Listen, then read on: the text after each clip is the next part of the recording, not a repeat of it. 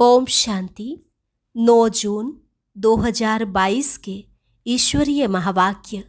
पहले एक नज़र मुरली के मुख्य पॉइंट्स पर। बाबा ने कहा, अभी तुम ब्राह्मण कुल के हो, फिर विष्णु कुल के बनेंगे।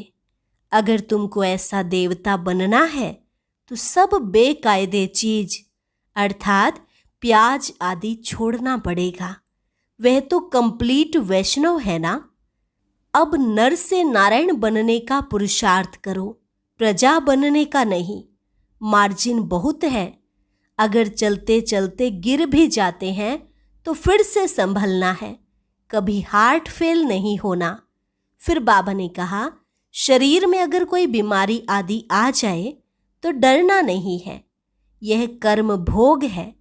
तुम्हें तो खुशी में नाचना चाहिए कि चलो, जो हिसाब किताब था वह चुकतू हो रहा है। योग बल से विकर्म विनाश नहीं कर सकते हो तो वह कर्म भोगना से चुकता करना पड़ता है। इसमें मूंझना नहीं चाहिए। अभी तुम भी बाप समान मास्टर सर्जन बने हो। हरेक की नब्ज देख कर ही ज्ञान सुनाना है। सबके लिए एक जैसी श्रीमत नहीं हो सकती। आज नहीं तो कल सबको यही आना है। जाएंगे कहाँ? सदगति मिलने की यह एक ही हट्टी है। यहाँ से ही सेकंड में जीवन मुक्ति मिलती है। और लास्ट में बाबा ने कहा, बच्चे अभी वापस घर चलना है, लेकिन तुम सभी आत्माओं के उड़ने के पंख टूटे हुए हैं। अगर तुम बाप को याद करेंगे तो तुम्हारे विकर्म भी विनाश होंगे और तुमको उड़ने के पंख भी मिल जाएंगे। और अब सुनते हैं महावाक्यों को विस्तार से। मुरली का सार। मीठे बच्चे, तुम ब्राह्मण कुल श्रेष्ठ विष्णु कुल के बनने वाले हो, इसलिए तुम्हें पक्का वैष्णव बनना है। कोई भी बेकायदे चीजें, प्याज आदि भी नहीं खाना है। प्रश्न, तुम बच्चों को किस परीक्षा से डरना व मूझना नहीं है? उत्तर, अगर चलते चलते इस पुरानी जूती शरीर को कोई तकलीफ होती है, बीमारी आदि आती है, तो इससे डरना व मूझना नहीं है और ही खुश होना है, क्योंकि तुम जानते हो यह कर्म भोग है। पुराना हिसाब किताब चुकतू हो रहा है। हम योग बल से हिसाब किताब चुकतू नहीं कर सके तो कर्म भोग से चुकतू हो रहा है। यह जल्दी खत्म हो तो अच्छा है। गीत, हमारे तीर्थ न्यारे हैं। ओम शांति। निराकार भगवानुवाच, उनका तो एक ही नाम है, शिव भगवानुवाच। यह कहना पड़ता है समझाने के लिए, पक्का निश्चय कराने के लिए। बाप को कहना पड़ता है, मैं जो हूं मेरा नाम कभी नहीं बदलता। सतयुग के जो देवी देवताएं हैं वह तो पुनर्जन्म में आते ही हैं। बाप इस तन से बच्चों को समझा रहे हैं, तुम हो रूहानी यात्रा पर। बाप भी गुप्त है, दादा भी गुप्त है। कोई भी नहीं जानते ब्रह्मा तन में परम पिता आते हैं।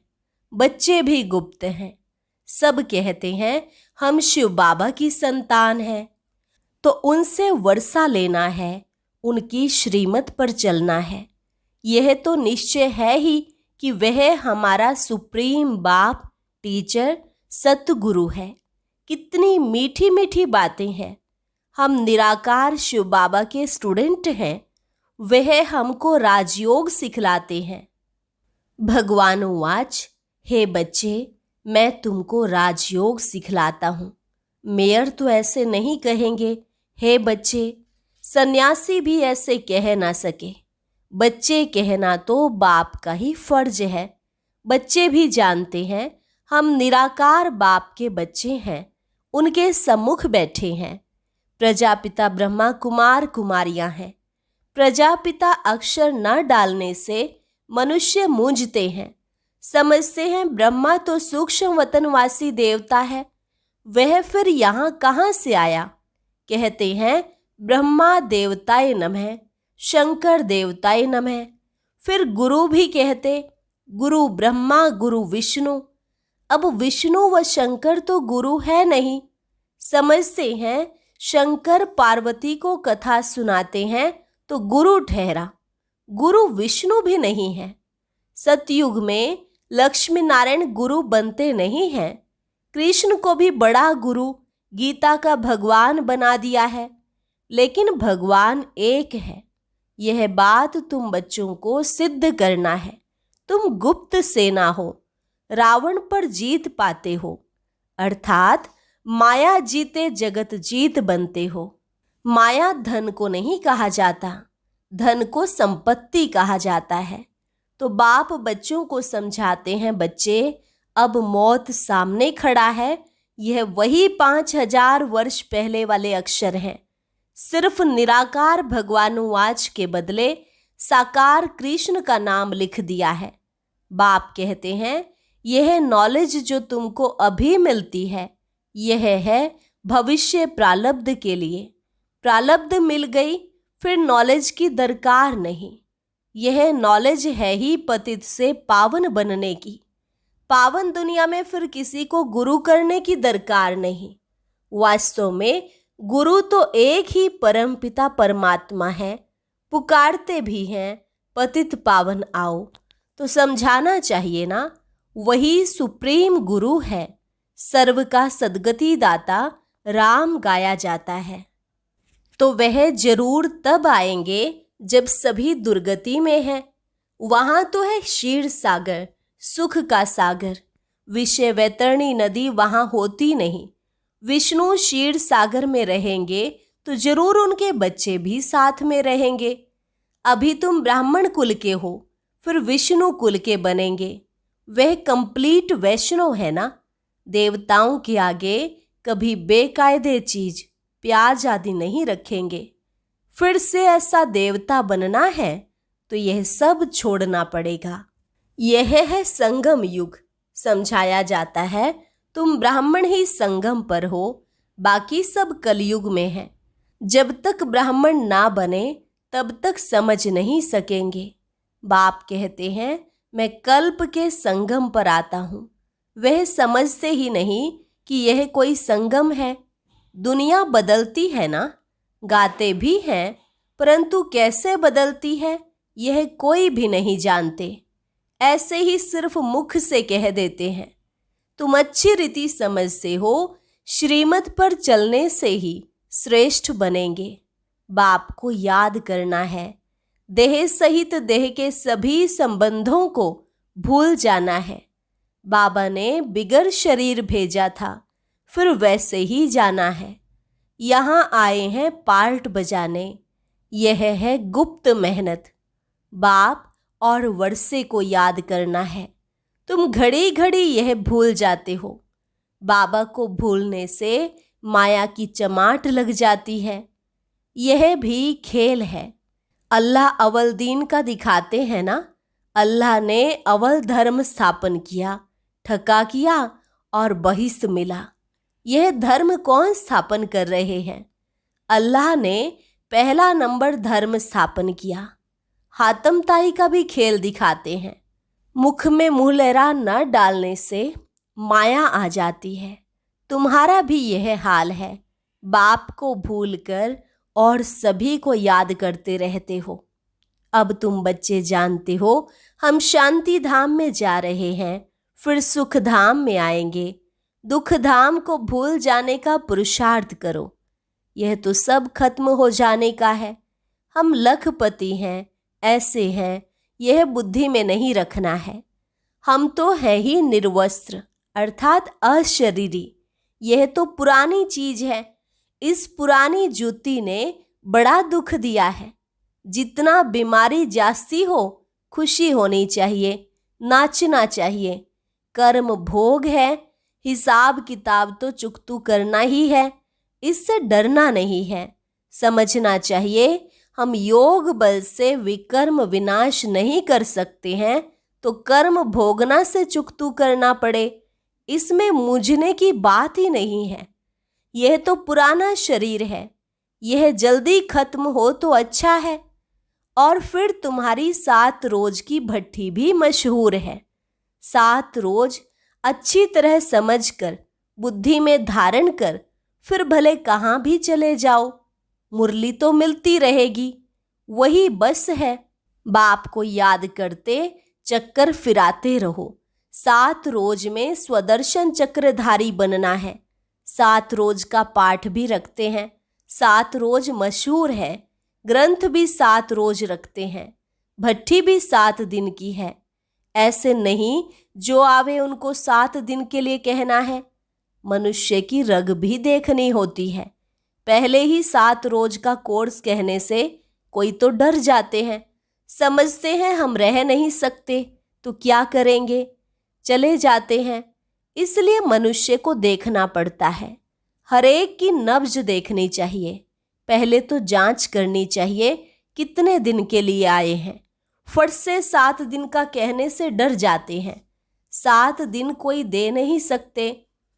सर्जन वैद्य कोई ऐसे होते हैं जो नब्ज देखकर झट बताते हैं कि यह तुमको बीमारी है।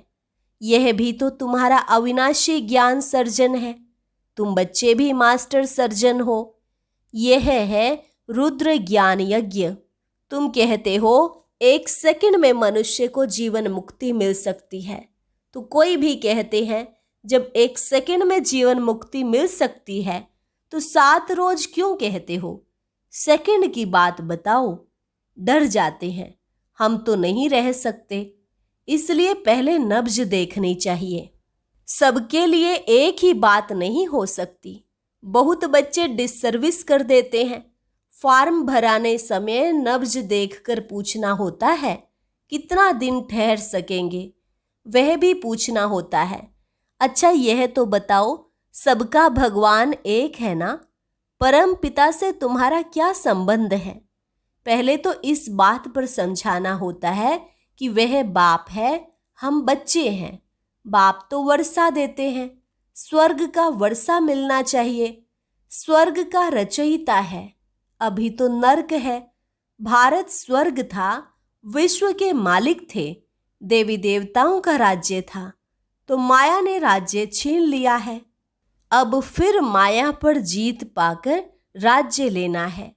पुरानी पतित कलयुगी दुनिया का विनाश सामने खड़ा है, तो जरूर पावन दुनिया स्थापन करनी होगी। थोड़ा इशारा देना चाहिए, फिर आगे चलकर उन बातों को समझते जाएंगे। आज नहीं तो कल आ जाएंगे। जाएंगे कहाँ? एक ही हट्टी है सदगति मिलने की। परम पिता परमात्मा शिव बाबा की एक ही हट्टी है। 1 सेकंड में जीवन मुक्ति मिलनी है। हट्टी देखो कैसी है, जिसके तुम सेल्समैन हो। जो अच्छा सेल्समैन होगा तो पद भी अच्छा पाएगा। सेल करने का भी अक्ल चाहिए। अगर अक्ल नहीं होगा तो वह क्या सर्विस करेगा? पहले तो निश्चय बिठाओ, फिर 7 रोज की बात। अरे बाप तो वर्षा देने आए हैं। भारत सुखधाम था, अभी भारत दुखधाम है। फिर सुखधाम कैसे बनता है, कौन बनाते हैं? पहले रास्ता बताना है।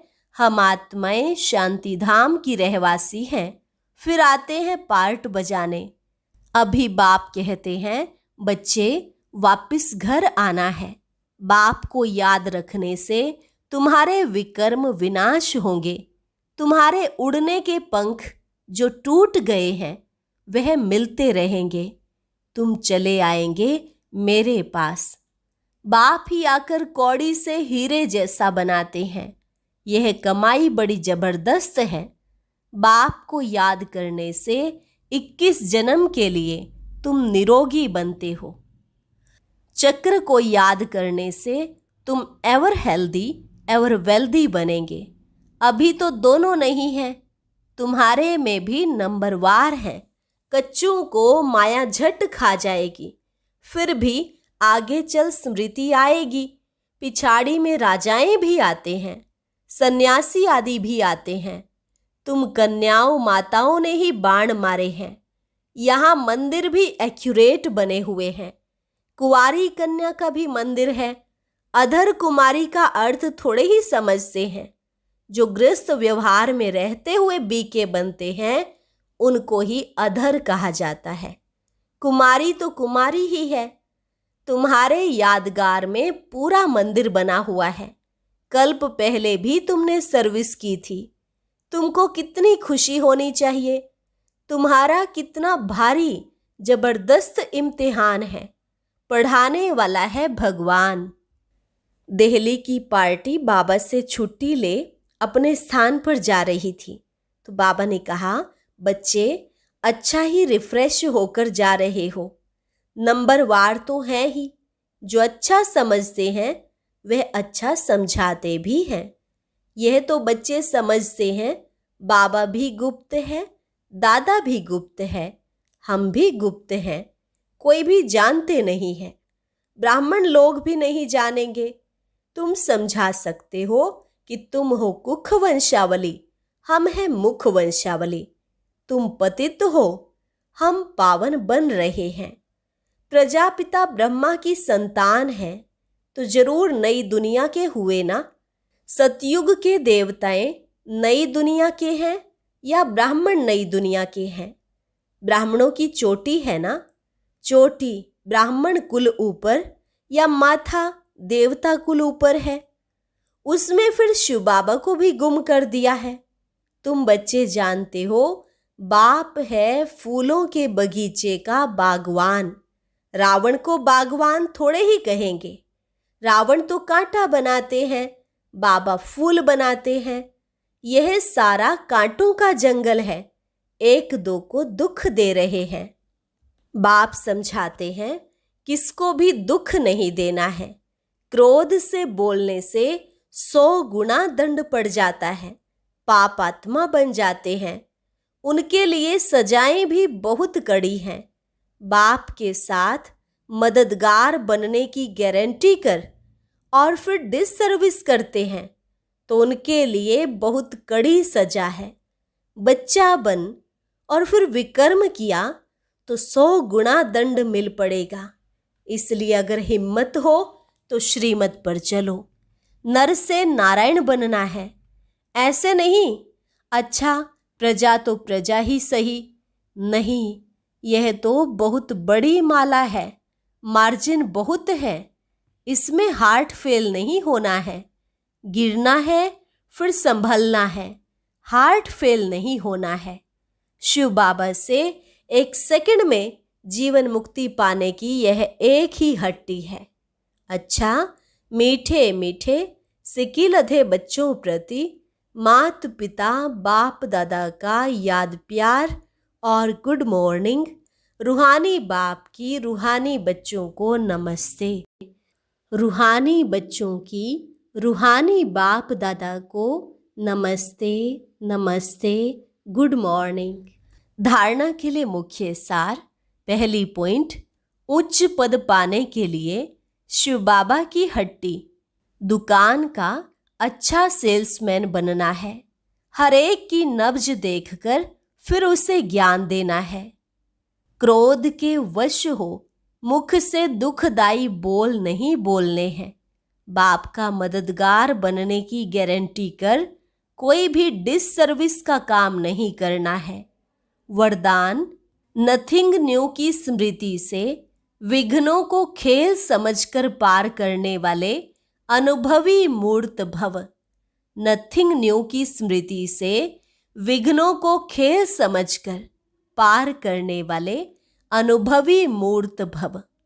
विघ्नों का आना यह भी ड्रामा में आदि से अंत तक नूंद है, लेकिन वह विघ्न असंभव से संभव की अनुभूति कराते हैं। अनुभवी आत्माओं के लिए विघ्न भी खेल लगते हैं। जैसे फुटबॉल के खेल में बॉल आता है, ठोकर लगाते हैं, खेल खेलने में मजा आता है, ऐसे यह विघ्नों का खेल भी होता रहेगा। नथिंग न्यू ड्रामा खेल भी दिखाता है और संपन्न सफलता भी दिखाता है। स्लोगन, सबके गुणों को देख विशेषताओं की खुशबू फैलाओ तो यह संसार सुख में बन जाएगा। सबके गुणों को देख विशेषताओं की खुशबू फैलाओ तो यह संसार सुखमय बन जाएगा।